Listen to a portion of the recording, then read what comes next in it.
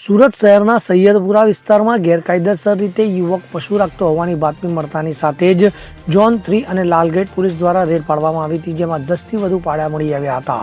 પોલીસે તપાસ કરતા યુવક દ્વારા પશુઓ રાખી શકાય તેના માટે મોટી વ્યવસ્થા કરાઈ હતી, જેના પરથી શંકા થઈ રહી છે કે આ યુવક પશુઓને કતલખાને મોકલતો હશે. જોકે પોલીસે ઊંડાણપૂર્વકની તપાસ શરૂ કરી દીધી છે. લાલગેટ પોલીસ સ્ટેશન હદ વિસ્તારમાં આવતી ઇબ્રાહિમ મસ્જિદ પાસે કામિલ નામનો યુવક પશુ રાખતો હોવાનું પોલીસને જાણવા મળ્યું હતું. તો કામિલ આ પશુઓને બાંધી રાખતો હોવાનું જાણવા મળતા ડીસીપી ઝોન 3 પોલીસ દ્વારા રેડ પાડવામાં આવી હતી. તો આ પાડા રાત્રિ દરમિયાન કતલખાને મોકલવામાં આવતી હોવાની પોલીસને માહિતી મળી હતી. તો પોલીસે બાતમીના આધારે અલગ અલગ ટીમો બનાવી સૈયદપુરામાં તપાસ હાથ ધરી હતી. તો પોલીસે 10 વધુ પાડા સહિત અન્ય પશુઓને મુક્ત કરાવી પાંજરા પણ મોકલી આપવામાં આવ્યા હતા. ત્યારે પોલીસે કામિલ નામના વ્યક્તિની અટકાયત કરી એનિમલ એક્ટ મુજબનો ગુનો નોંધવાની કાર્યવાહી હાથ ધરી હતી. ત્યારે યુવકના કહેવા મુજબ પાડા પાડવામાં આવ્યા છે, પરંતુ તેમની પાસે કોઈપણ પ્રકારનું રજીસ્ટ્રેશન શહેરમાં મહાનગરપાલિકાનું ન હતું. તેમજ તેમની પાસે જે પશુ હતા તેમના ઉપર ટેગ પણ લગાવવામાં આવ્યો ન હતો, જેના પરથી સ્પષ્ટ થાય છે કે ગેરકાયદેસર રીતે તે રાખતો હતો. હવે આ પશુ ક્યાંથી લાવતો અને કતલખાને મોકલતો હતો, કેમ તેની ઊંડાણપૂર્વકની તપાસ કરવામાં આવશે હોવાનું પોલીસે જણાવ્યું હતું.